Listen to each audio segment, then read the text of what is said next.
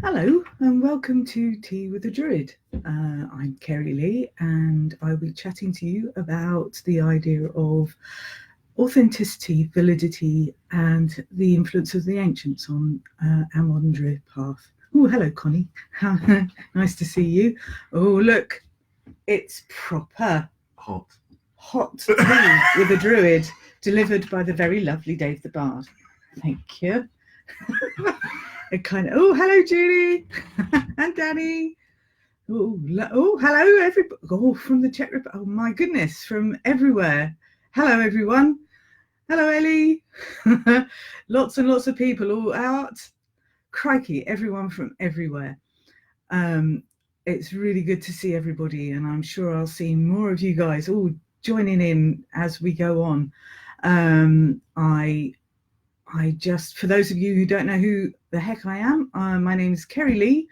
I am a Druid in the Obod Order. I've been with it for 20 years or more. And I do all kinds of things, workshops, talks, artwork, all kinds of things, all inspired and fabulously kind of groovy with Druidry. I'm a bit nervous because I've never done this before, so stick with me and maybe we'll have a good old chat and see how we all feel about this subject. So I had a script, and in my script I thought it might be quite interesting to see whether anybody else felt that they were driven, whether they felt like they needed to confess a huge and terrible addiction to diving deep into mythology, story, poetry, all of the beautiful deep well of inspiration that our ancients across the eons have left us. I am thoroughly addicted and I feel the pull of the ancients. It's like a song that sings in my heart, mind and soul. And what it does is it gets me diving deep into my emotions and into my psychology. And it gets me diving into myths and poems and all kinds of wonderful things from the past. And what I do with that stuff, with that siren song that drags me down into that fabulous otherworldly ocean, is send me into a frenzy of passionate engagement with ritual and with writing and with artwork, trying to bring all of those treasures back to the surface and reinvent them and reanimate them for modern life. Gosh, there's so many people joining. Portugal, Tennessee, Davis, John Davis, James Hanser, Heather Bower from Los Angeles, Rob Butler from Bristol. Crikey, there's so many of you out there. Hello. Yes, so a self-confessed, desperate ritualist drawing on the inspiration of that deep, deep well of myth, story and legend. I have spent many, many years working with all of these things, trying to still those voices that inspire magic and myth. And for me, they re-enchant the world. Their job is to re-enchant the world. So as I'm being haunted and as I'm struggling to think about anything other than myths and legends, Kirsty, there's waving hands everywhere. Sometimes I go over to my allotment and I do vegetable things because it's the only thing you can do to stop the noises. But they're still waiting when I come home. And so I dive back in again, literally obsessed. And I am just curious how many people out there feel the same way, Hello from Geneva. Karen, it's good to see you too on here. Yes, this addiction. I'm kind of I'm going to ignore all of the beautiful names that are coming up on the side now because, oh, thank you for brilliant artwork. Thank you. Because otherwise I will just ramble on forever and ever, and it will last far longer than 20 minutes that it's supposed to, and I'll get in trouble. Here's the thing. My thoughts are that as humans, we are a narrative species. We think in narrative. We talk in narratives. We perceive the world through narratives. We see throughout history that we have worked our spiritual paths around narrative.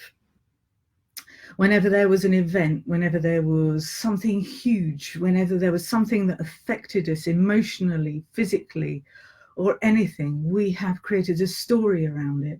We have brought gods and mythologies that inspire and help us make sense of this chaotic universe we live in. And I love that.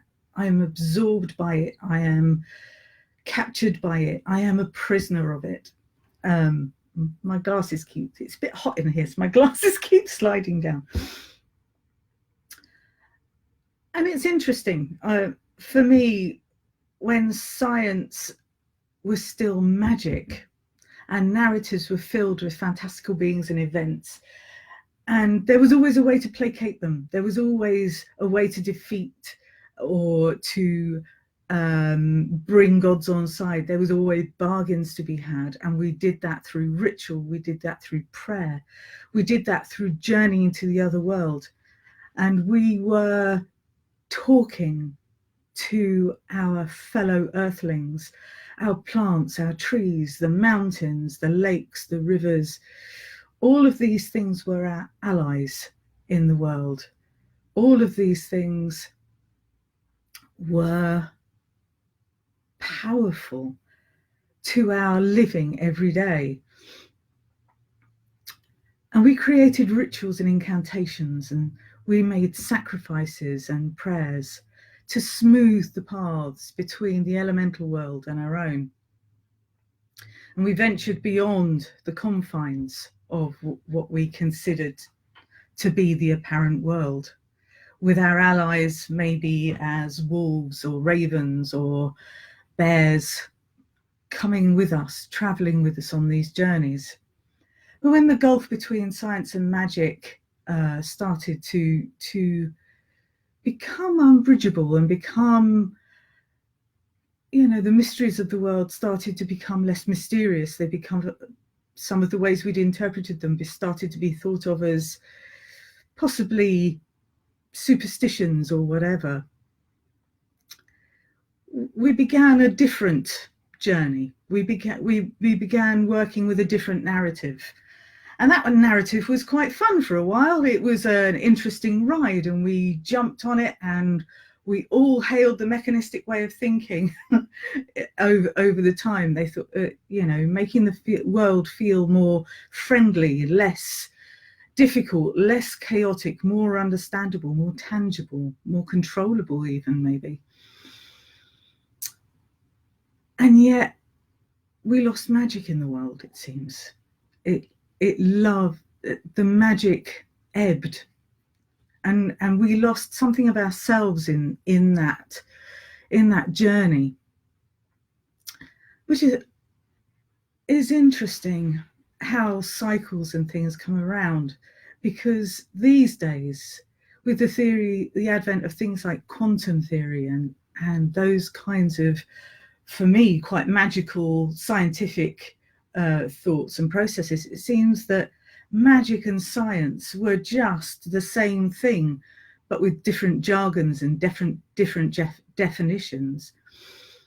So magic and science seem to me to be coming back together, to being more in harmony with each other, because despite everything, science still has no answer for the fundamental questions of where life actually begins, and it's inspiring to see how much of the ancient stories actually reflect modern science and scientific thinking. I like that. And it's interesting that when our world is in a bit of turmoil, one of the things that happens is we start really looking for a spiritual awakening. We start looking for a way to find hope in the world, to find magic again, to find mystery again, to revive our flagging spirits, and to find something to hang on to in the world. I really liked an analogy I wrote down earlier, so I'm going to actually say it anyway. This kind of mechanistic and materialistic thinking that to me seemed like a roller coaster ride, that when we stepped on it, it was all fun in the beginning, it was all interesting, and then all of a sudden it was like something whipped away my hat and something whipped away my scarf, and slowly I lost my sense of comfortable thought and spiritual certainty. And I think that's when we start to feel adrift in the world. And for me, that's where my Druidry comes in. It's where I find I regain that magic, and where I regain that sense of comfort and strength in the world. Druidry is my axis mundi. It's my center point. It's my pillar that I anchor everything else in my life to. It's very open. It doesn't care what your backstory is. Druidry as a whole is, it doesn't know who we are. It's not a thing. It's a being. It's a thing we do. It's a thing we are. Like peace. Peace is a thing we are in the world, and it's a thing we want to radiate, and it's a thing that folklore can help connect us with roots that seem to have withered and died, but they haven't. When you imagine yourself as the axis mundi, and you imagine your feet on the floor as the roots that tapping into the earth, tapping into where the ancestors lie, tapping into the bones and blood of animals, plants, the mountains roots, even, where waters flow through the earth, our emotions flow with them. And when we dive into these ancient stories, we see reflections of ourself in this deep pool. So for me, Druidry is about a way of re-enchanting the land. And I've heard, keep an eye on the time here, I've heard a number of people over the years saying that there's no such thing as modern Druidry. Druids just don't exist. It's a fallacy. We don't know what the ancients did. So how can we call ourselves Druids in a modern time? And I have to say that for me, I'm prone to getting soap boxes out. If anybody doesn't know what a soapbox is, I will present it to you. I will untuck my metaphorical soapbox and stand on it now, and I will shout passionately to those people. You haven't experienced Druidry if you believe there are no Druids in modern days. What we're doing is we are stopping, and we are closing our eyes, and we are breathing in the world in this moment. And we are reaching out with all of our senses, with all of our open heart, and we are taking in the moment, and we are linking it through thought and emotion and love, through what we understand of the ancient Druids in the past. It doesn't matter what they did then. What matters is what we do now. And when we're in that place, in our axis mundi, when we're in our power, in our moment, in this moment now, when we feel the land around us and we open our eyes, not just once, but as Terry Pratchett said, through Granny Weatherwax, you stand and you stop and you open your eyes and then you open them again. The Druid is opening its eyes, not just once, but it's opening its second and its third and its fourth eye and its ears and its heart. And it's listening to the song of the land. It's listening to the tale of the birds. It's listening to the tale of every blade of grass that we stand upon. And we are sharing that. We are sharing those stories. We are part of their story and they are part of our story.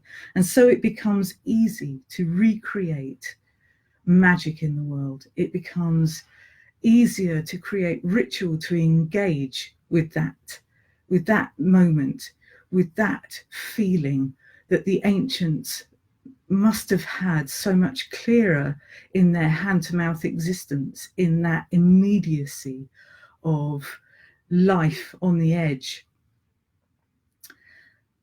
And we can bring that magic. We can tap into that magic. We can feel it. We can feel it now as they did then, through our own colour, through our own understanding, but also inspired by their words, by their poetry, by their song, by the song of the crow sitting outside, by the magpies that sing on my fence at 5 a.m.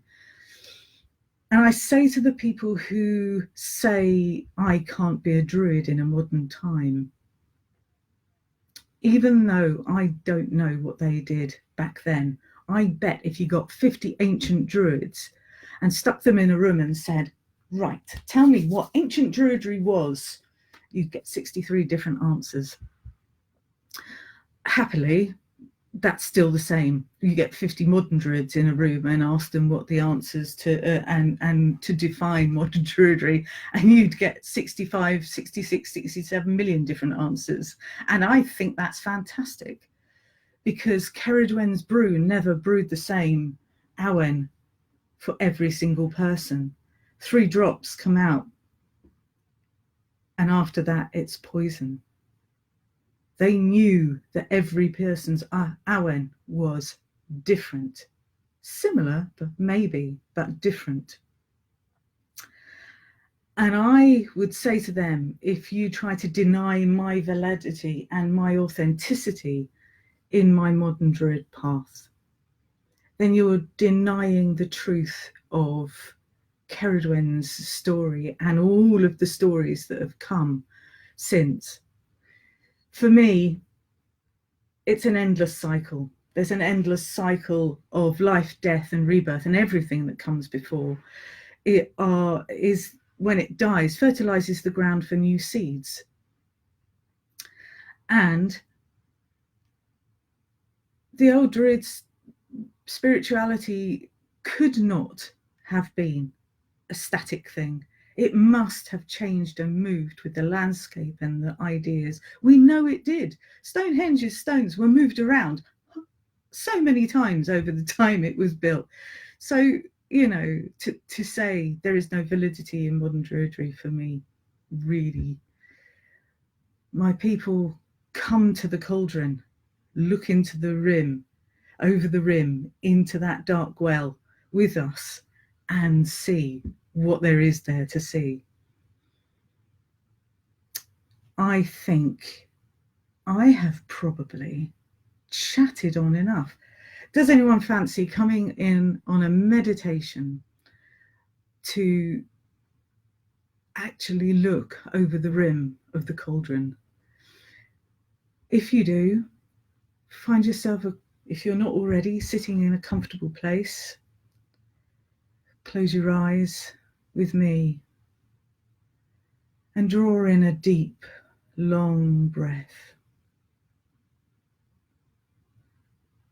Feel that breath resonating in your heart and your soul. Feel your body straight and true, present and comfortable. As you sit comfortable in your space, feel your breath easy, feel your shoulders calm, feel your mind freeing of all outside disturbance. In and out as you breathe, more relaxed and more comfortable. Around you, a mist is building. With every breath you breathe, the mist grows. It pulls around you, swirling and moving.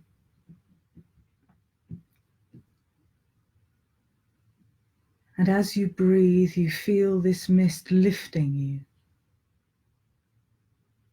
out of this time, out of this place. With every breath you rise and move, the mists surrounding, supporting, lifting you beyond the apparent world. Slowly below you, the mists begin to part, though you are safe and held, and you see below a great wide ocean, and below you on the ocean there is a ship sailing strong and true across the waves. You know this is Prydwen, Arthur's ship. You know that this ship is sailing towards Caer Sidi.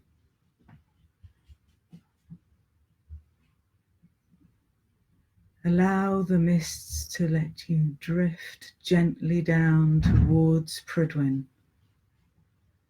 Feel yourself moving down gently, every breath careful and slow and considered as you journey down and down. Prydwen comes into view, riding on the waves, and you land gently on her deck. The waves rise and fall, the deck moves in harmony, and you find you are able to stand comfortably, easily, on this powerful, powerful ship as she thunders through the crashing waves. To the right of you, a tall warrior, bearded and cloaked, a strong sword at his side. He turns and smiles and nods a welcome. To the left of you, there is another figure. He is cloaked in a cloak of feathers, and as he turns, his brow is radiant, and you see Taliesin. He nods and smiles, and you all look to the horizon where you see a large island with a tower gleaming upon it. Prydwen is riding through the waves, swift and sure, and there is a rising sense of excitement as you plough on toward the island. With every breath, the waves are crested With every breath, the sails billow above you, and you draw closer to Kaya Siddhi.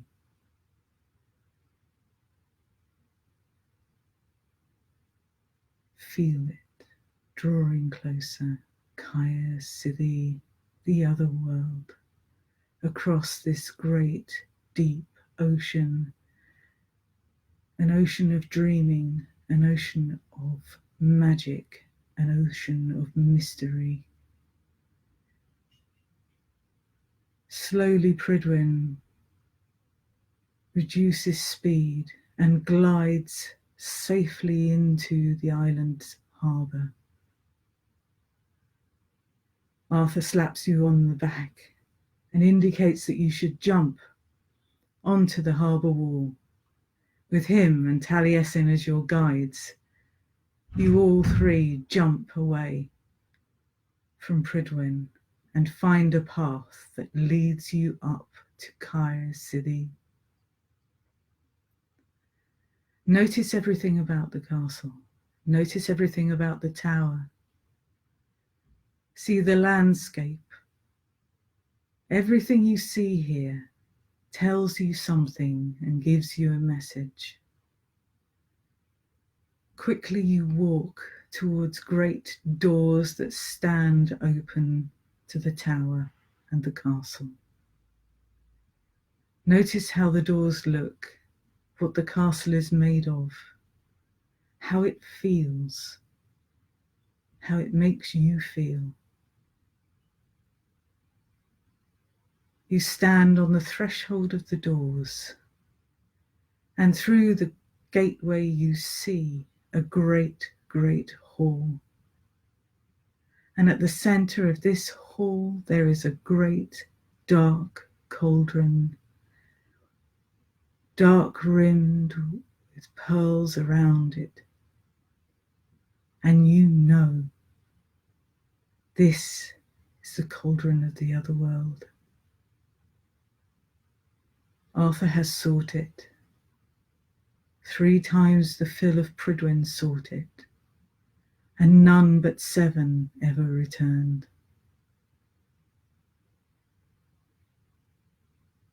Arthur and Taliesin invite you through the gateway,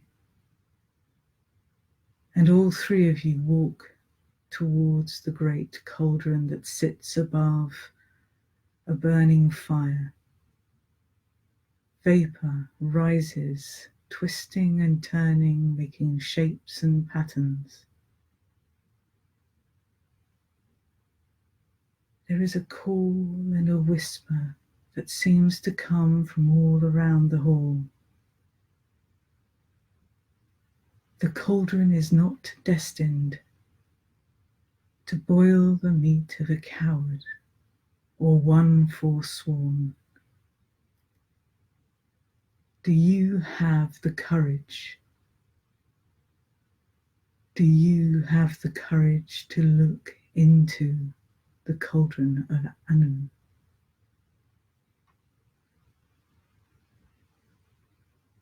If you do, step up to the great cauldron and look in over the rim. If you have the courage, let the vapors hold you, caress you, and draw you down, down to look at the dark mirror, at the dark liquid kindled by the 9.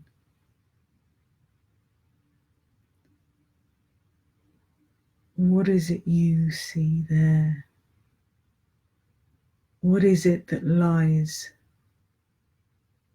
in the heart of you, mirrored in this otherworldly cauldron? Take a moment. Let your heart and mind be open to see what you might see.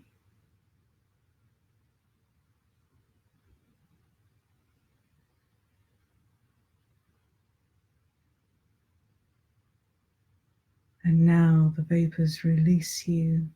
Arthur touches your shoulder. Taliesin smiles and says, we must return. You will be one of the 7. You return to Prydwen. Slowly you walk down the pathway back to where she is moored. Onto the deck you all 3 leap. As Prydwen glides away from Caer Sithy to ride again across the waves. The mists surround. They come with your breath.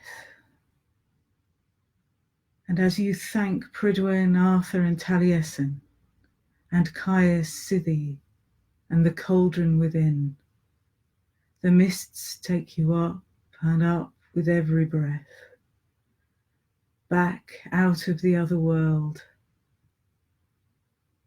back toward your own time, your own place, your own space. And as the mists part, you feel yourself back in this moment, in this time, in this body, and in this place.